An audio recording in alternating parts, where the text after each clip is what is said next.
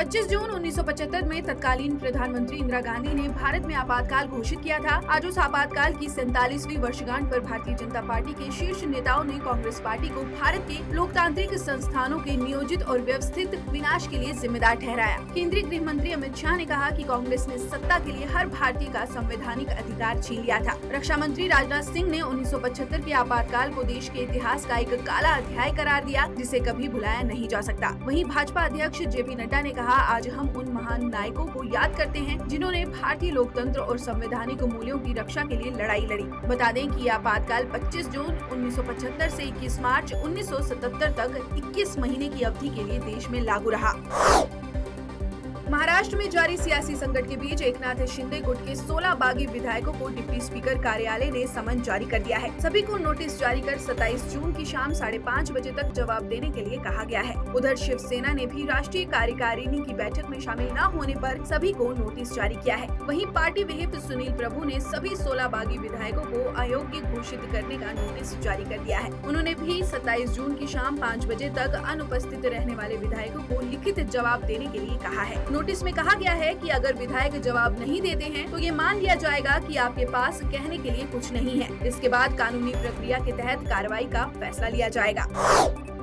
2002 में हुए गुजरात दंगों के 20 साल बाद आज केंद्रीय गृह मंत्री अमित शाह ने अपनी चुप्पी तोड़ी। गृह मंत्री ने ANI को दिए एक साक्षात्कार में बताया कि इन दंगों के दौरान क्या हुआ था। उन्होंने कहा कि गुजरात दंगों को लेकर PM और भाजपा सरकार पर लगे सभी आरोप राजनीति से प्रेरित थे। उन्होंने इसे भाजपा और PM मोदी को बदनाम करने की एक योजनाबद्ध साजिश बताया। गृह मंत्री ने ये भी कहा कि सुप्रीम कोर्ट ने PM मोदी पर लगे सभी आरोपों को खारिज कर दिया है और इससे ये साफ हो गया है कि PM मोदी पर गलत आरोप लगाए गए थे। इसीलिए अब ऐसा करने वालों को माफी मांगनी चाहिए, क्योंकि मोदी जी ने हमेशा ही कानून का साथ दिया है। 18 जुलाई को होने वाले राष्ट्रपति चुनाव में सुश्री मायावती ने NDA प्रत्याशी द्रौपदी मुर्मू को समर्थन देने की घोषणा की है। द्रौपदी मुर्मू के समर्थन के साथ ही मायावती ने विपक्षी दलों पर बसपा को अलग थलग रखने का आरोप भी लगाया। मायावती ने कहा कि हमने NDA के राष्ट्रपति चुनाव की उम्मीदवार द्रौपदी मुर्मू को समर्थन देने का फैसला किया है और हमने ये फैसला न तो भाजपा या NDA के समर्थन में लिया है और न ही विपक्ष के खिलाफ लिया है, बल्कि हमने ये फैसला अपनी पार्टी और आंदोलन को ध्यान में रखते हुए लिया है।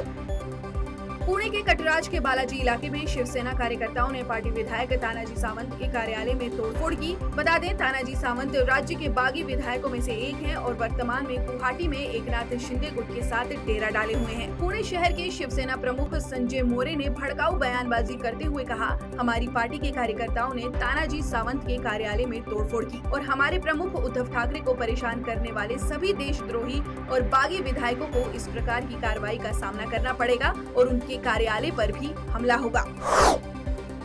उत्तराखंड में आज CM पुष्कर सिंह धामी ने आपातकाल के लोकतंत्र सेनानियों को सम्मानित किया। सम्मान समारोह के दौरान CM पुष्कर सिंह धामी ने कहा कि सेनानियों को सम्मानित कर आज मैं खुद को गौरवान्वित महसूस कर रहा हूं। इस अवसर पर उन्होंने घोषणा की कि अग्निवीरों को प्रदेश के हर क्षेत्र में प्राथमिकता दी जाएगी। विपक्ष की बातों को युवा अनसुना करें।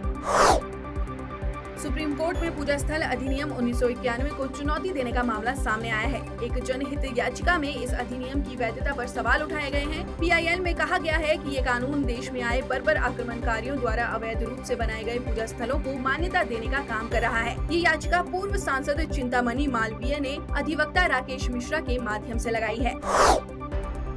भारतीय मीडिया और मनोरंजन उद्योग में आने वाले समय में तेजी से ग्रोथ देखने को मिलेगी। ग्लोबल कंसल्टेंसी फर्म ने अपनी रिपोर्ट में अनुमान दिया है कि सेक्टर का आकार वर्ष 2026 तक 4.5 लाख करोड़ रुपए का हो जाएगा। इस दौरान सेक्टर में 8.8% की चक्रवृद्धि वार्षिक वृद्धि दर देखने को मिल सकती है। रिपोर्ट में कहा गया है कि सेक्टर को सहारा घरेलू बाजार में इंटरनेट और स्मार्टफोन की बढ़ती पहुंच से मिलेगा, क्योंकि इससे डिजिटल मीडिया और एडवर्टाइजिंग सेक्टर को गति मिलेगी। असम में बाढ़ की स्थिति अभी भी गंभीर बनी हुई है। राज्य के करीब 50 लाख लोग बाढ़ से प्रभावित हैं। अधिकारियों के अनुसार ब्रह्मपुत्र और बराक नदियां अपनी सहायक नदियों के उफान पर हैं। हालांकि कुछ क्षेत्रों में बाढ़ का पानी घटने लगा है। राज्य में बाढ़ और भूस्खलन के कारण अब तक 108 लोगों की मौत हो चुकी है, जबकि कई लोग लापता हैं। हालांकि असम राज्य आपदा प्रबंधन प्राधिकरण NDRF समेत सेना के जवान राहत बचाव कार्य में लगे हुए हैं।